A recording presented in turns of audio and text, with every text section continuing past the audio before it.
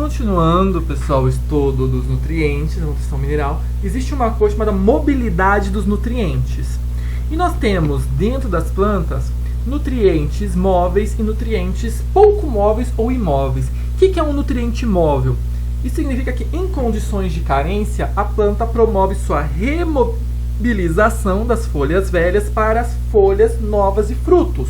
Ou seja, está faltando no solo tal nutriente, ela consegue pegar as folhas mais velhas e tirar os nutrientes dessa folha mais velha e dar para as folhas mais novas. Ou seja, a gente consegue observar sintomas de carência nas folhas velhas. Quais são? Olhando a tabela de cima, nitrogênio, fósforo, potássio e magnésio são móveis.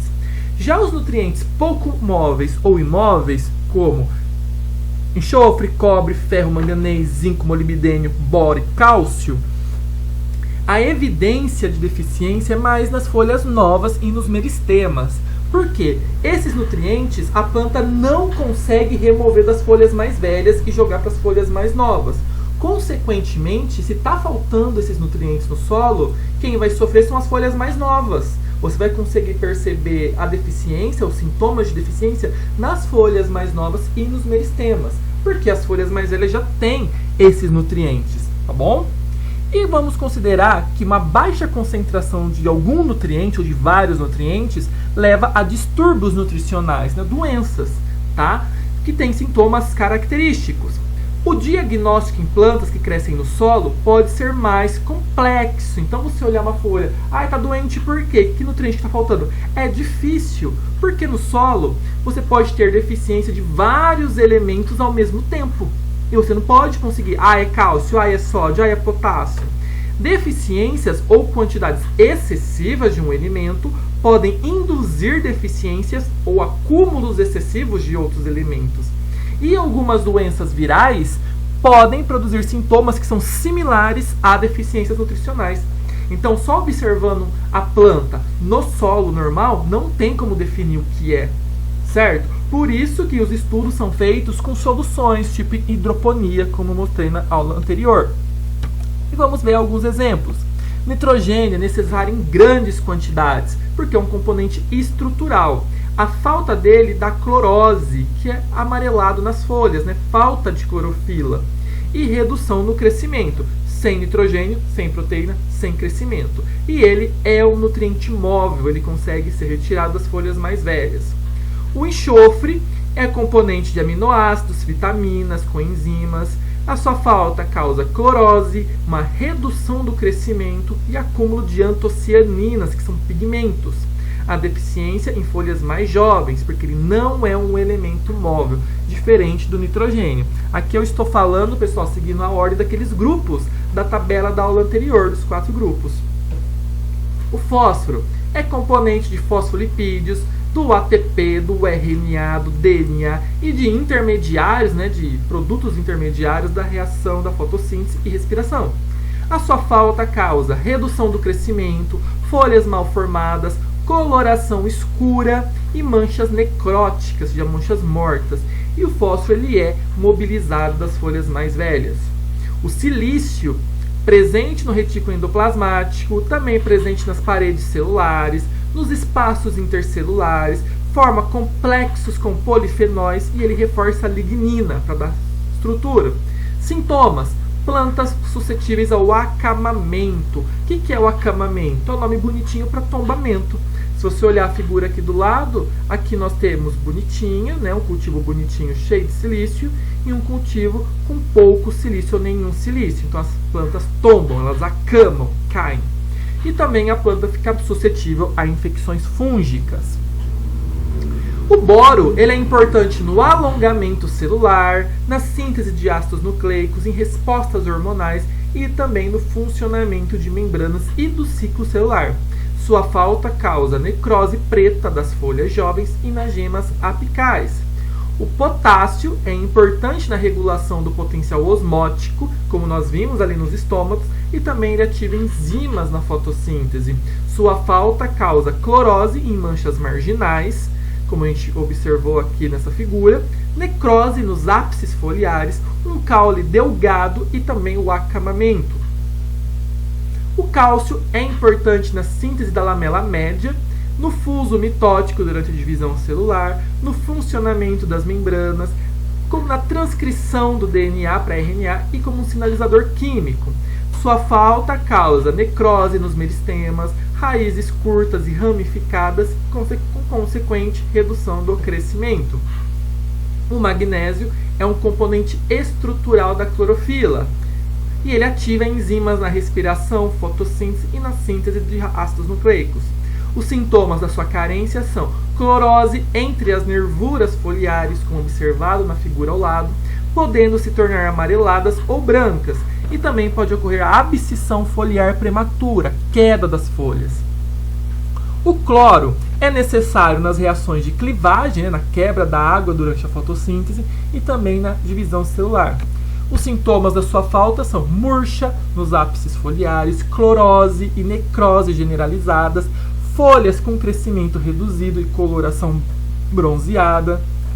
Já o manganês, ele ativa enzimas como descarboxilases, desidrogenases e reage com a água na fotossíntese. Sua falta causa clorose entre as nervuras, pequenas manchas necróticas. Então a gente consegue ver que quase todos têm clorose. Então começou a ter clorose, uma falta de clorofila, uma falta de pigmento na folha, não obrigatoriamente é um só. Você nunca vai saber o que é só olhando a folha, tem que analisar o solo. O sódio é importante na regeneração do fosfenolpiruvato nas rotas C4 e CAN da fotossíntese, onde pode substituir o íon potássio e intensifica a expansão celular. Os sintomas da sua falta são clorose, necrose e redução de crescimento. Já o ferro é necessário em enzimas envolvidas em reações redox. Lembrando que o ferro ele pode ser ferro férrico, ferro ferroso, mudando seu potencial de oxidação. Sintomas da sua falta: clorose entre as nervuras, nervuras cloróticas e branqueamento foliar, como observado nessa folha aqui do lado. Acaba até ficando bonita, mesmo doente, coitada. Também temos o zinco, que é necessário em atividades enzimáticas e biossíntese de clorofila. E os sintomas da sua falta são redução no crescimento intermodal, no caule, folhas pequenas e retorcidas e a própria clorose.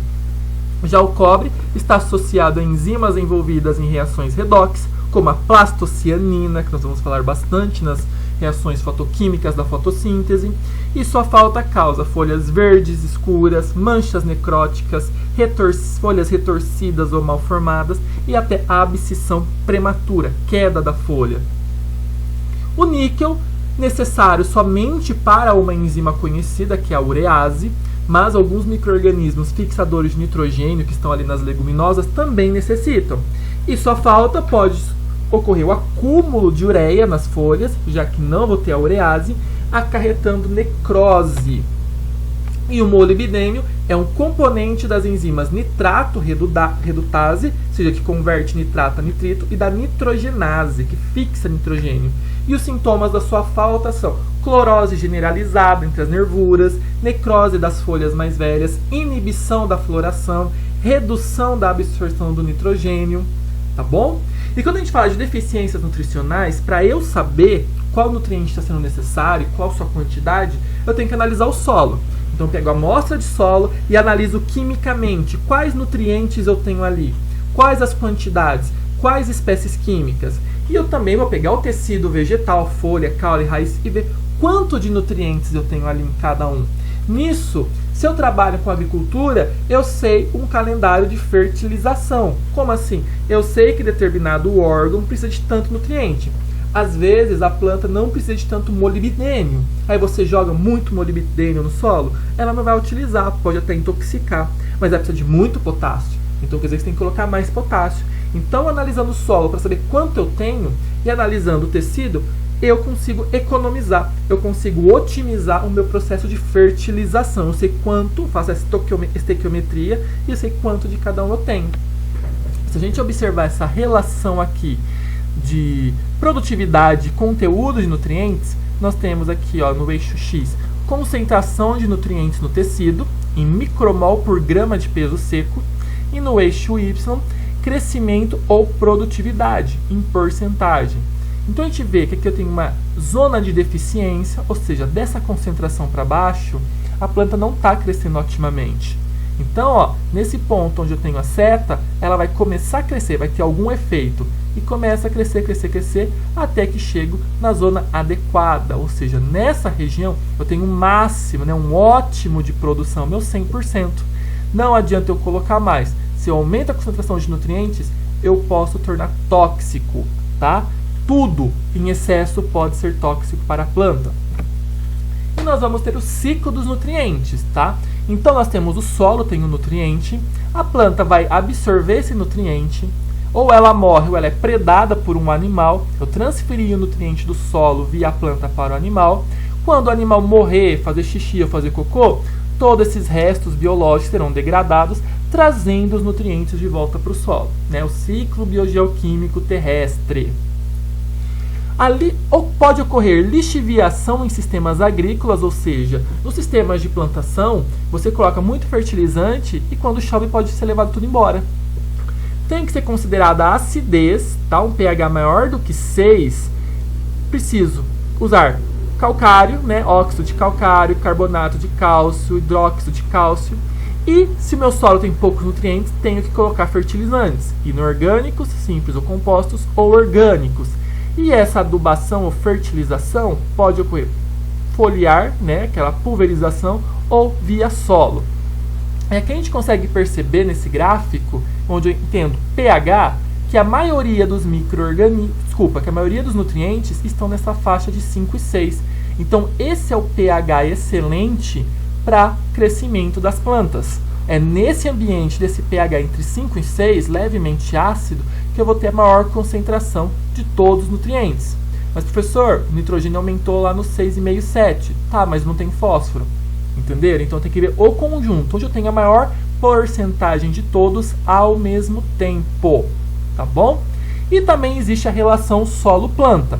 A gente sabe que no solo, além da planta, existem várias espécies, né, que a gente chama de espécies intersticiais. Animais, bactérias, fungos, tudo está aqui dentro. E essas relações ecológicas dos organismos no solo vão interferir tanto na concentração quanto na disponibilidade de nutrientes para a planta. Então, os seres vivos do solo vão alterar as propriedades físicas, tá? A porosidade, a estrutura do solo e sua propriedade química, ou seja, composição química e concentrações. Isso pode alterar o pH, o que vai alterar os nutrientes, e a planta pode se beneficiar ou não disso. Geralmente a planta se beneficia. Por exemplo, a minhoca, um piolho de cobra que vai caminhando, elas vão comendo matéria orgânica, suas fezes viram humus, cheios de nutrientes, e a urina sai na forma de amônia, que é convertido a amônio e a planta utiliza. Tudo bem, pessoal? Então aqui a gente viu as deficiências do solo, como os organismos podem utilizar e modificar as propriedades físicas e químicas do solo. Espero que tenham gostado. Não esquece de dar o like no vídeo e se inscrever no canal. Bons estudos e até a próxima aula. Beijão!